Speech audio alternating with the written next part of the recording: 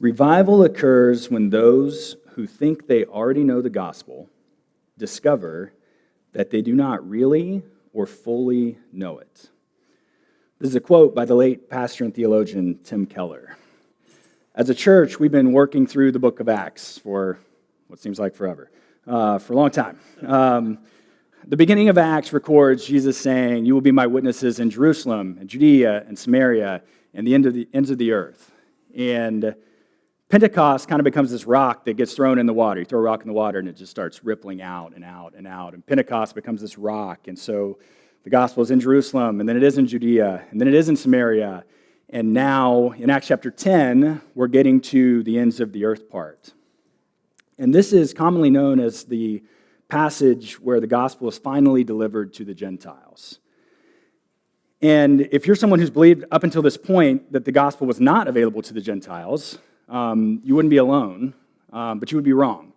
We seem to have this perception sometimes that the Old Testament is for the Jews, and then Jesus comes, and in the New Testament, all of a sudden the gospel is for the Gentiles. And that's a common misconception that I think Luke is trying to clue us into when he's writing here, because Luke's coming at it from a slightly different perspective. The title of today's sermon is The Great Irony of the Gospel. And the main idea is that the more you understand the gospel, the more you realize how desperately you still need it. Shep loves look and find books. He doesn't know that I'm doing this. That was the expression I was hoping for, though. Shep loves look and find books. At nighttime, we're reading books. 9 times out of 10, he's going to beg to do a look and find book instead of a book that, we would prefer to read that's like, educational and teaching him words and things like that. He wants to do a look and find. And so he likes him so much that a few Christmases ago, I think my parents got him his own look and find book, his own custom look and find. So if you're not familiar with look and find books, this is kind of the chaos that you run into when you open up one of these. And so on the surface, when you first look at this looks extremely chaotic. It looks very disorganized. You can't really tell what the writer is trying to say here. But luckily in these books, they give you a helpful key where they say, hey, there's like 5 pictures or 6 things that they pull out of the look and find, and they want you to find in there. So you get a little bit of a hint. You get a cheat code with these. But, we've had this for a few years, and so we know exactly where those are. Shep can find each of those things in less than a second. So what we started to do to make it a little more complicated is we would start picking our own random things in the picture and challenging each other to find them. And so Shep will look real hard and he'll find, go find a guitar. And then I'll look and I'll scour it and I'll find the guitar. And I'll be like, look for a cat with a top hat. And he'll go and he'll try to find the cat with a top hat. And it all still seems very random. And so as we were kind of like advancing through this, it got to the point where we were getting really, really clever in how very complicated, the images were that we were selecting. And so Shep would say, okay, give me a hint. Which page is it on? And so finally we got to the point where I'd say, okay, it's on this page. And so usually that would help narrow it down. But if it didn't, he would say, what part of the page is it on? Top half or the bottom half? I'd say, okay, it's on the top half. And then he came up with the thing that he was like, did my hand touch the thing? And he'd just rub his hand across it.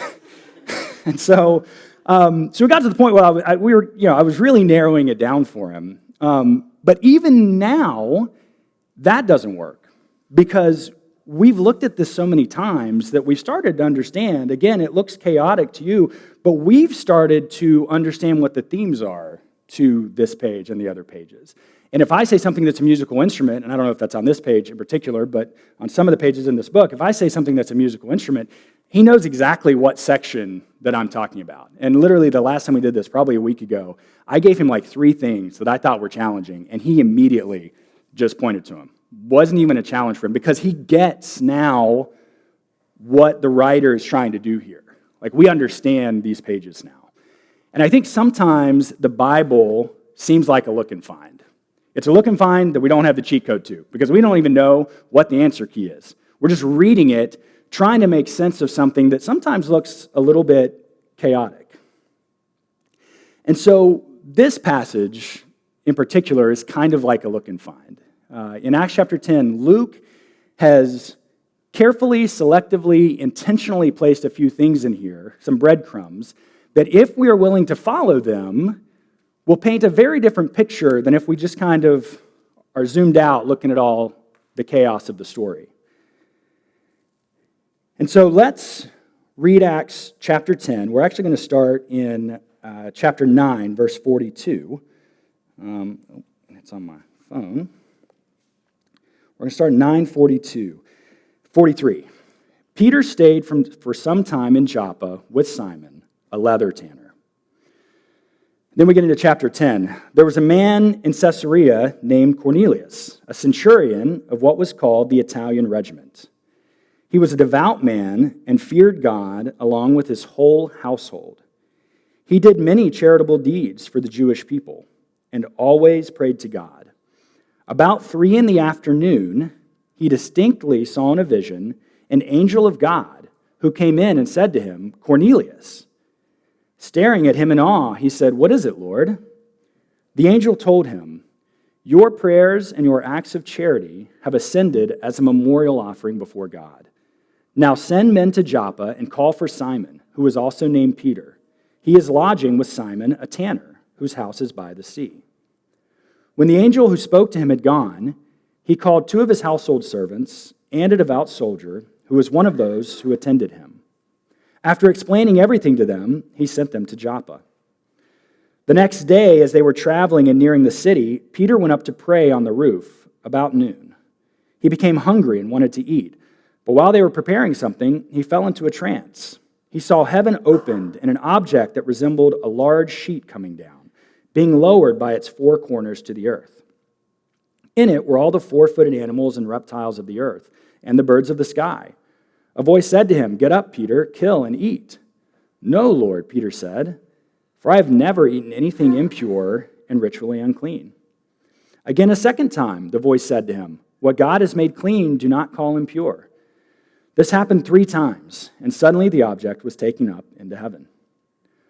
While Peter was deeply perplexed about what the vision he had seen might mean, right away the men who had been sent by Cornelius, having asked directions to Simon's house, stood at the gate. They called out, asking if Simon, who was also named Peter, was lodging there. While Peter was thinking about the vision, the Spirit told him, 3 men are here looking for you. Get up, go downstairs, and go with them with no doubts at all, because I have sent them." Then Peter went down to the men and said, "Here I am, the one you're looking for. What is the reason you're here?"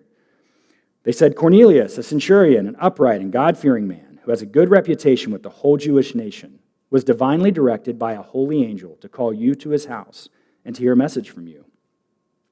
Peter then invited them in and gave them lodging.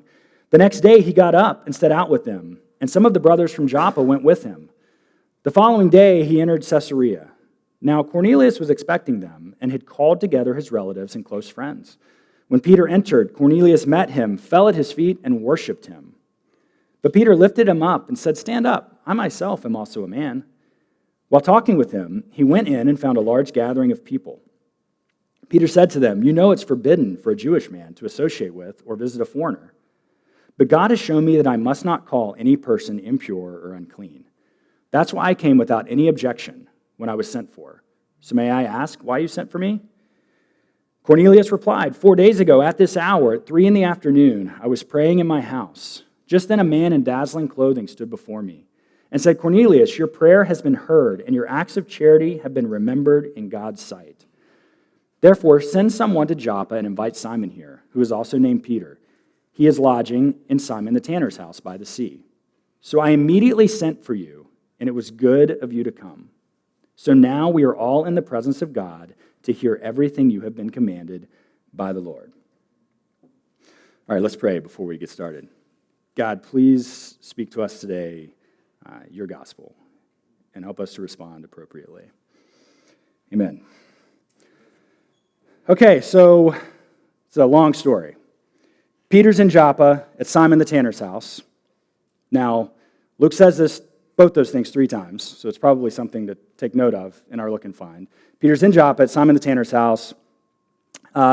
He has just raised Tabitha from the dead. He has just helped a lame man walk, and now he's on a roof, hungry, and he's praying because Jews had 3 different ceremonial prayer times during the day. And so this is one of their ceremonial prayer times. So he's on the roof at noon to pray, and he sees this vision from God. And in this vision, this sheet with 4 corners, which represents the 4 corners of the earth. So the sheet is falling down. It's full of animals. And many of these are animals they're unclean. They're ritually unclean for Jews. He's not supposed to associate with these animals. Not supposed to eat them.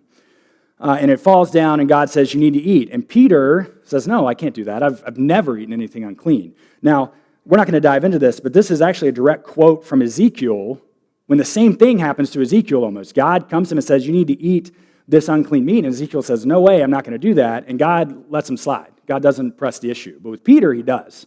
And 2 more times, he says, Peter, you need to eat. Don't call this unclean. And Peter denies Jesus, ironically, 3 times in this scenario. And so as that's happening, these men show up, and they're from Cornelius, who is a very upstanding citizen, Roman citizen, soldier in Caesarea. They say, hey, Cornelius had a vision. Peter goes with them, probably reluctantly, shows up at Cornelius' doorstep, and essentially looks at Cornelius and says, I'm not supposed to be here. He says it's unlawful or forbidden, depending on which translation you're using. In verse 28, he says it's unlawful or forbidden for a Jew to associate with a Gentile. And this is going to be our first kind of breadcrumb, the first irony that Luke is showing us, first irony of the gospel, is that religion shuts people out, but the gospel invites them in. Peter shows up to Cornelius' house and says, I'm not supposed to be here. So the Greek word he uses for this is called athematon. Okay, very difficult to pronounce. It's probably still not even right, but it's close. But this is crucial because themis is a word in Greek that talks about things that are ritually established, like divinely established customs or rules, social moral codes. And so you put at the front of it, and that means not, anti. So what Peter's saying is this is not according to custom. It's not, this is against the rules. I'm not supposed to be here. It's important that Luke is telling us that he used this word because very ironically, what he did not say is that this is anamos, which would have been the word he would have used if he was trying to say it was against Torah or against Jewish law. So he very specifically doesn't say that this is against the law of Moses. And so it signals that he's talking about this social or religious rule and not an Old Testament law, which may be news to some of us. And so to back this up, we're going to look at just 2 really quick passages. One is Isaiah 56. And he says, let no foreigner who has bound himself to the Lord say, the Lord will surely exclude me from his people. And let not any eunuch complain, I am only a dry tree. For this is what the Lord says, to the eunuchs who keep my Sabbaths, who choose what pleases me, and hold fast to my covenant. To them I will give within my temple and its walls a memorial and a name, better than sons and daughters. I will give them an everlasting name that will not be cut off. And foreigners, which would be another word for Gentiles, who bind themselves to the Lord to serve him, to love the name of the Lord and to worship him, all who keep the Sabbath without desecrating it, and who hold fast to my covenant, these I will bring to my holy mountain and give them joy in my house of prayer. Their burnt offerings and sacrifices will be accepted on my altar, for my house will be called a house of prayer for all nations. So here we have in Isaiah a clear invitation for non-Jews to participate in temple worship and to be part of God's holy people. Luke keys in on this in his gospel. Because this is the verse that Jesus is quoting in the famous scene where he's flipping tables in the temple. In fact, Luke redacts every other detail about this story that Matthew, Mark, and John include, except Jesus' quotation that my house shall be a house of prayer, an exact quotation from Isaiah 56. And so you may have been taught that Jesus was upset about the money changers who were kind of commercializing the temple, turning it into trade, commerce. But Luke has a different take. So Jesus is standing in the outer court of the temple when this happens, and they've actually excavated plaques.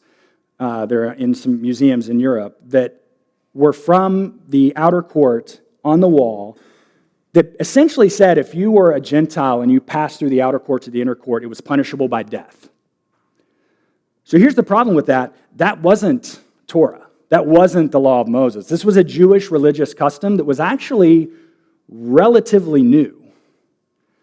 And so Luke's take seems to be that Jesus is in the outer court. He's looking at these signs. He's seeing that the Gentiles are relegated to this outer court, which, by the way, was never even prescribed in the temple. The first temple didn't have this outer court. This was an addition to Herod's temple to have somewhere to put the Gentiles, but they weren't allowed to go in.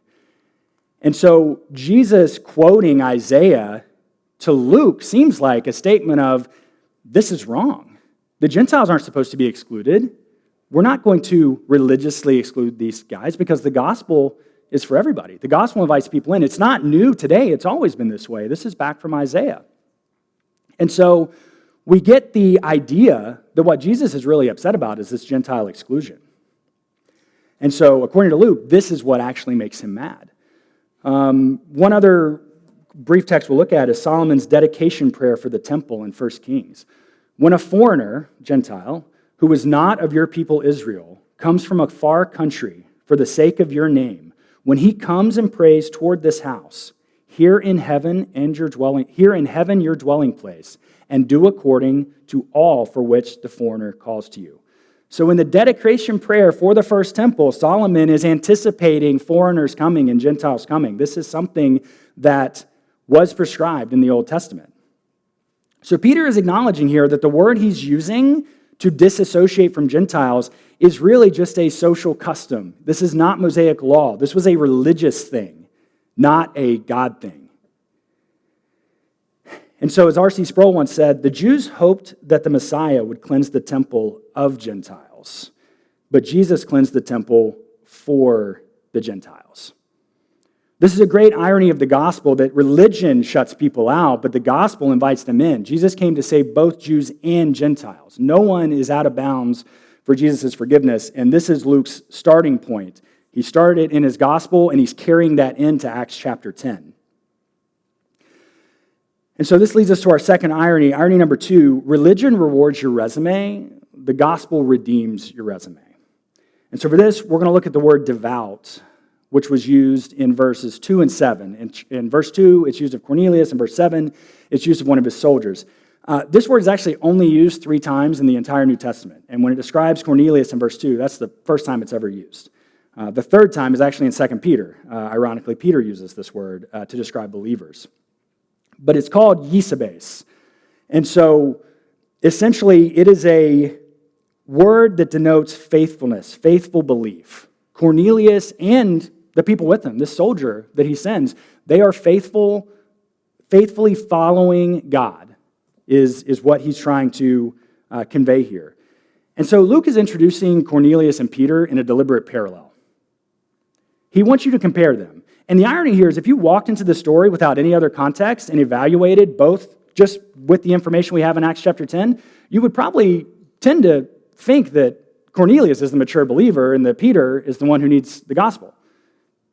Because he introduces Cornelius out the gate. He's a Gentile. He's a Roman soldier. He's in Caesarea, which means he's like as Roman as you can get. He's a Jewish outsider by birth, by ethnicity, by religion, by every category that matters to first century Jews. And yet, Luke tells us he's also devout. He's generous. He's prayerful. He's God-fearing. He's respected by the entire Jewish community. And his whole household reflects this devotion. Cornelius is even praying at the 9th hour. The 9th hour is the most sacred of the 3 hours of prayer for Jews. Like he's following Jewish customs so closely. This is why the angel says your prayers have risen like a memorial offering, because it's in the 9th hour that while Cornelius is praying, over in the temple, the Jews are offering their memorial sacrifices that are supposed to spread like an aroma up to God. And what's ironic is God is saying, I'm accepting yours, I'm not accepting theirs. So it's an interesting parallel that Luke is drawing by just telling us what hour Cornelius is praying. So it's interesting, given what he tells us about Cornelius, it's interesting what Luke decides to tell us about Peter here. Because we know Peter is the head disciple. Peter is the rock. He's the one who walked on water. He declared Jesus the Christ. He has preached at the largest church service that ever existed up until this point.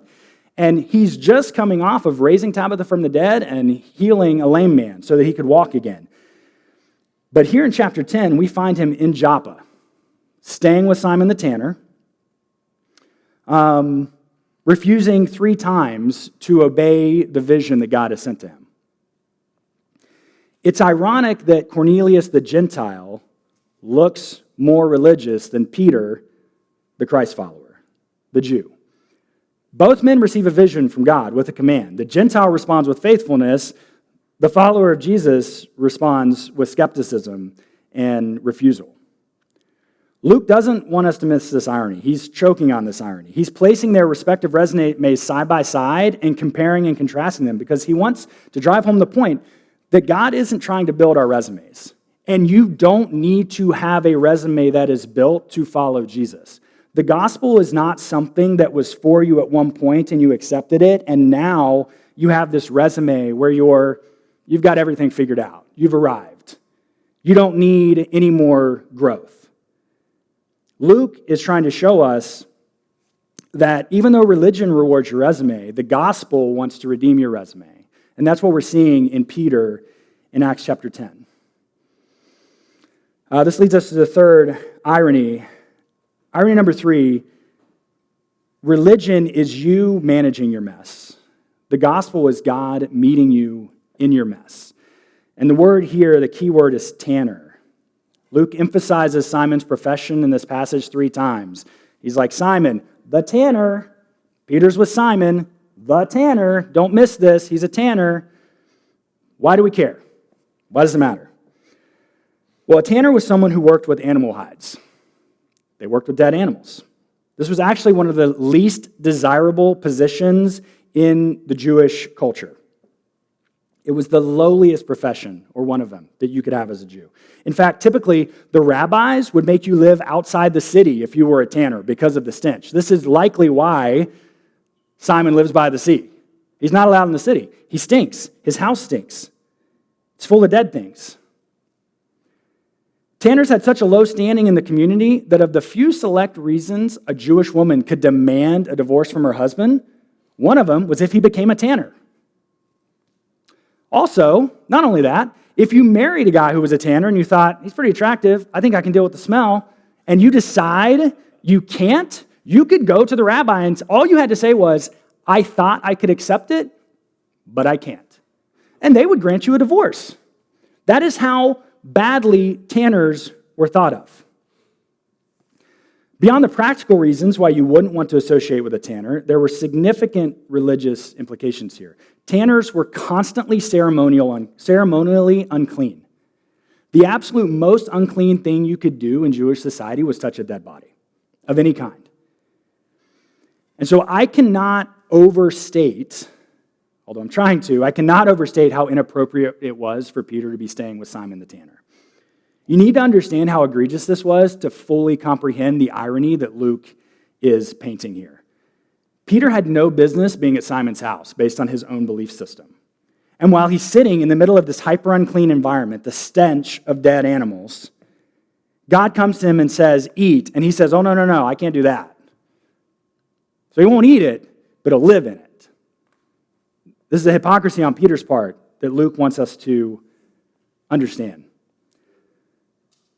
So we have Peter trying to manage the messiness of Jewish laws and customs and bumping up against the freedom that comes from the gospel. And God isn't just going to let him flounder and figure it out on his own. He doesn't wait for Peter to have an epiphany and realize he's being a hypocrite by staying with Simon. God meets Peter in Joppa at Simon's house, the exact place he wasn't supposed to be. That's the real place he wasn't supposed to be. So it's important to understand that while the gospel is not something that just happened to you once and came to you once and you accepted it and then you move on and build your resume, the gospel is also not something that is out there somewhere. And once you clean up yourself enough, you can go get it. Peter is messy.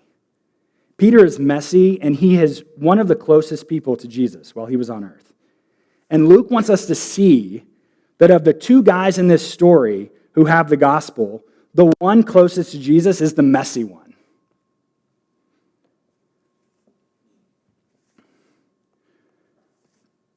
Religion is you managing your mess. The gospel is God meeting you in your mess.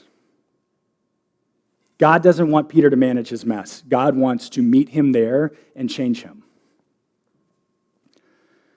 This leads us to the last irony in Acts chapter 10.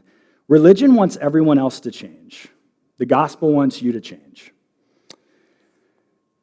So Luke also tells us 3 times that Simon is in Joppa, and Peter is in Joppa with him.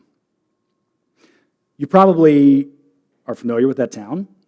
Joppa is a significant town in a story in the Old Testament, well-known Old Testament story, about a prophet named Jonah. In both stories, Joppa represents a place that is out of God's will or off mission. And if you'll remember, Jonah was called by God to go preach to the Ninevites, who were, of course, Gentiles. We're all familiar with what happens next. He goes to Joppa and boards a boat in the opposite direction. But what you may not have heard is the rabbinical tradition about Jonah that gives us a little more clarity. And there are several interesting things in the rabbinical tradition, and I'm only listing what is really generally commonly accepted. But some of the data on Jonah that's out there is interesting.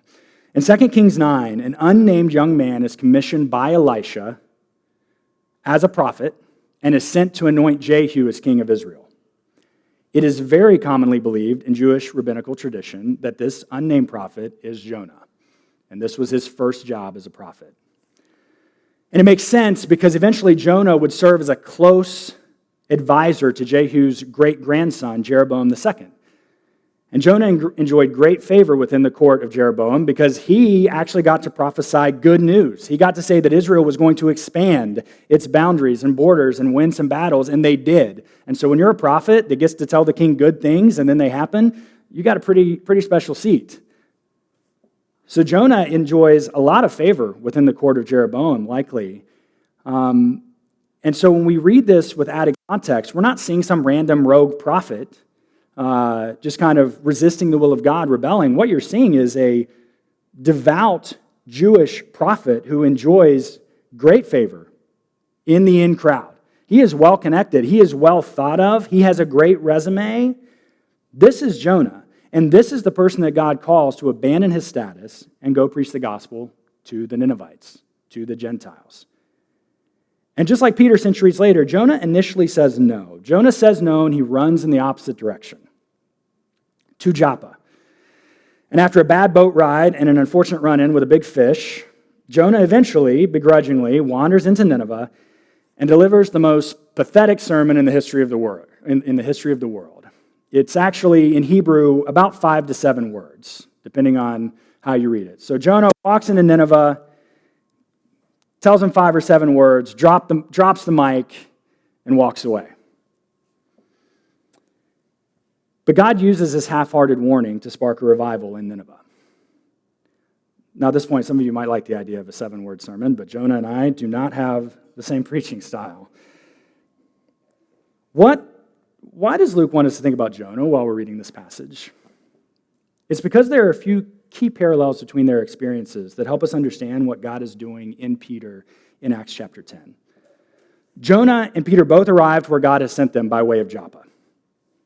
So Peter comes from Joppa like Jonah, and when he arrives, he says, "Cornelius, oh my gosh, I couldn't wait to get here. I had a vision, I heard you had a vision, this is amazing, we both had visions, I'm going to get to preach to the Gentiles, this is great, let's do this."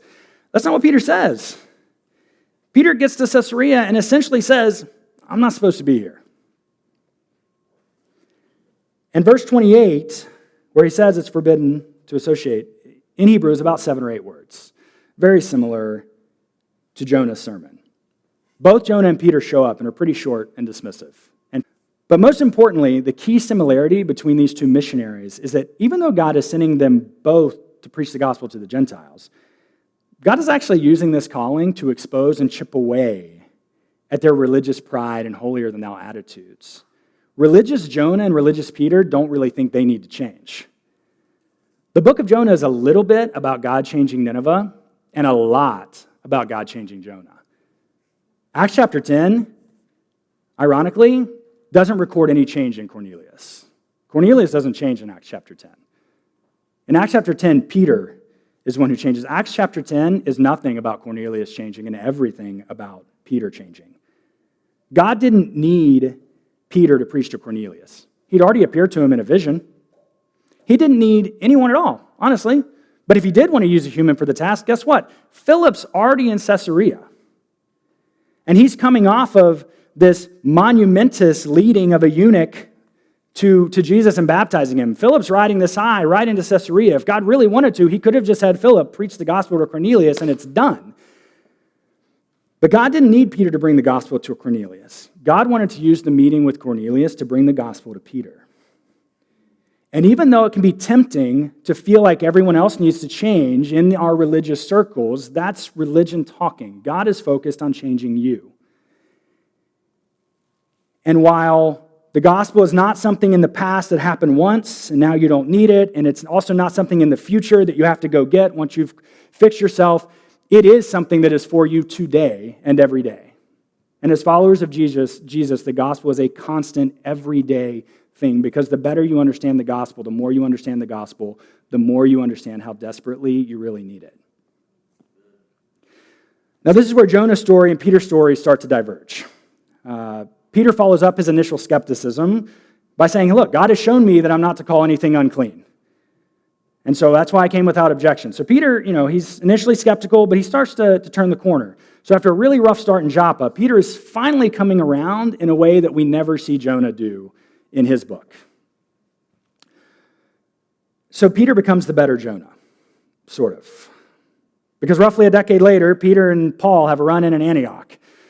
10 years after this, Peter's in Antioch. He's openly eating with Gentiles, and all of a sudden there's a group of Jews that come in that have a problem with that. And Peter gets up quietly and kind of shrinks to the back so that they don't see him. And Paul writes in Galatians that he opposes him face to face about this hypocrisy. So 10 years later, Peter's still dealing with this, how do I accept Gentiles thing? About another decade after Antioch, or a little more than 20 years after Acts chapter 10, Peter writes his first epistle, addressing it, ironically, to Gentiles. And in 1 Peter 2, 9 and 10, he writes to Gentiles, "But you are a chosen people, a royal priesthood, a holy nation, God's special possession, that you may declare the praises of him who called you out of darkness into his wonderful light." A royal priesthood, a holy nation, God's special possession. Peter is writing this to Gentiles. And interestingly enough, he's directly quoting Hosea here. And more significantly, he's quoting a passage from Hosea that had nothing to do with Gentiles when it was written. It was about Jews. So Peter has taken this and has now applied it to Gentiles. This is a ginormous statement of validation for Gentile acceptance from the guy who wasn't supposed to be there and didn't want to go. So while it wasn't perfect, Peter's messy. 10 years later, he was still making some of the same mistakes. By the time he writes his first epistle, God's finally gotten through to him. It seems like somewhere along the way, Peter has had his own personal revival. Because revival is what happens when someone who thinks they understand the gospel fully realizes they don't.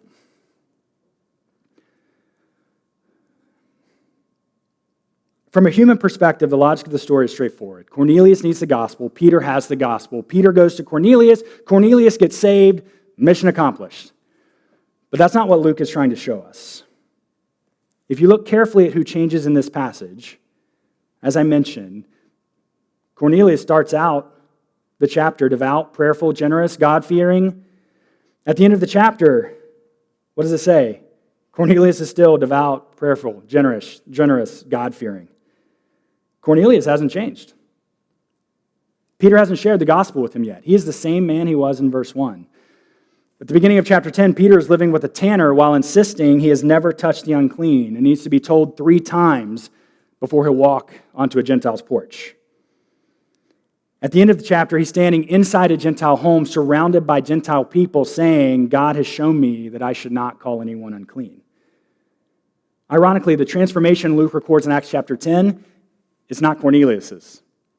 It's Peter's. God sent Peter to deliver the gospel to Cornelius, but the person the gospel is actively working on in Acts chapter 10 is Peter. And here's where Luke has been taking us the whole time. From the outside, Cornelius is clean. He's an upstanding citizen. He has a good job. He has a strong title, a good standing in the community. He's religious. He's devout. And he has gone to great lengths to look like what a Jew should look like. He's doing everything he can to look the part, to be religious. But Cornelius has a big problem. He can only change the outside. And as he's about to find out in the next week, following Jesus isn't about looking a certain way or performing at a certain level. And revival is about to come to the household of Cornelius, because revival occurs when those who think they already know the gospel discover they don't. And in stark contrast to Cornelius, Peter isn't clean. He's staying with a tanner. He's refusing commands from God. He's skeptical about God's leading. The great irony in Acts chapter 10 is that the cleanest person in the story is the one who still needs the gospel, and the guy who doesn't seem clean at all is the one who already has it. Cornelius wants to be clean. He's doing all this stuff to earn God's favor. He's religious, he's prayerful, he's generous, he's well thought of, he's connected. And in his mind, this guy named Peter is probably just going to give him one more thing. What's the one thing I'm missing that I'm not doing? I'm praying at the 9th hour, I'm giving to the temple. What is it, Peter? Tell me one more thing that I can do. Cornelius thinks he wants religion because he wants to be cleaned up, and religion will do that for you. But the gospel doesn't want to clean you up. The gospel wants to clean you out. And that's what we see the gospel doing in Peter all through Acts chapter 10. We're going to finish our Tour de Luke with a story from the Gospel of Luke in chapter 7. And this is another story that only appears in Luke's gospel. Jesus has been invited to a Pharisee's house named Simon. They're having a meal. All these Pharisees are these religious leaders around the table with Jesus. And this woman walks in who is not well thought of. She's the opposite of a Cornelius. She's a Jew, but she's not a clean Jew. She has made a lot of mistakes. And this woman proceeds to kneel down behind Jesus. She doesn't even stand in front of him. And she breaks open a perfume bottle and she pours it at his feet. And the religious leaders are like, what is happening here? How did she even get in? And they're actually thinking to themselves, if Jesus knew what we knew about this lady, he would not be letting this happen. But Jesus can read their minds. And so Jesus proceeds to tell them a story about people who were forgiven at various levels. And the idea was that the more you are forgiven, the more you will love. And it would be tempting to look at this story and say, okay, well, this woman was forgiven way more than these guys. So, of course, she's at Jesus' feet. They're at the table because they're pretty clean. They look good. They're doing all the right things. But the evidence of spiritual maturity is not the world seeing you as better. It's not the world seeing you as clean. It's not being able to say you've arrived. It's about you seeing you like God sees you. Because the gospel doesn't want to clean you up. The gospel wants to clean you out. And that room was full of broken people who needed to be changed by the gospel. But only one of them saw their brokenness and knelt down on the floor worshiping Jesus. And I used to look at this story and I thought, okay, spiritual maturity is going from this place, this woman is on the floor. The gospel hits you. You're dirty, you're messy. The gospel hits you. And eventually, you grow and you build your resume, and eventually you can sit at the table with Jesus. Like, that's the goal.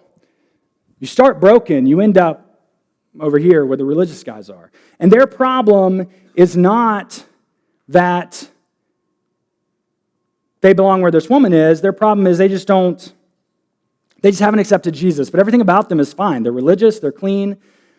And what I've realized is spiritual maturity is not going from the floor to the table. It's in our minds going from the table to the floor. Because it doesn't matter how religious we are. It doesn't matter how we look on the outside. The gospel is not something that when you are broken, you accept it, and all of a sudden, you're great. The gospel growing in you is showing you every day that you belong on the floor. And this is what Acts chapter 10 is showing to Peter. Because it's easy to view these religious leaders as bad guys. But they were well-meaning. They sincerely thought they were defending God, defending their beliefs. They are the bad guys in this story, for sure. But so are you and me. We're all bad guys. Jesus is the only good guy. Jesus is the only good guy that has ever stepped on this planet. If anybody had a reason to say I shouldn't be here, it was Jesus. But revival happens when people who thought they belonged at the table realize they belong on the floor. The gospel is not something that was for you sometime in your past, and now you've arrived. You don't need it. The gospel is not something that you have to clean yourself up to go get it. If you're spending time trying to get to a level like Cornelius, you're wasting your time because the gospel isn't trying to clean you up. It wants to clean you out. The gospel is for you today, every day. And revival happens when people who thought they knew the gospel realize they did not know it fully or did not know it at all. Let's pray. God, thank you for reminders that this is nothing to do with us. Sometimes we think about the gospel as you're throwing out a lifeline and we accept it. All we have to do is grab it. You're standing in the boat, we're in the water, we're drowning, you throw out a lifeline, we just grab it. But as Vodi Bakum said, dead men don't grab. So you jumped in the water. And you grabbed us and you pulled us out. This is all you.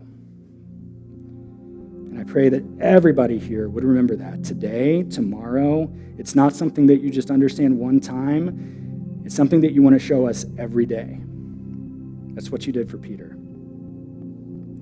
So I pray that today you would make the gospel clear to us in our lives.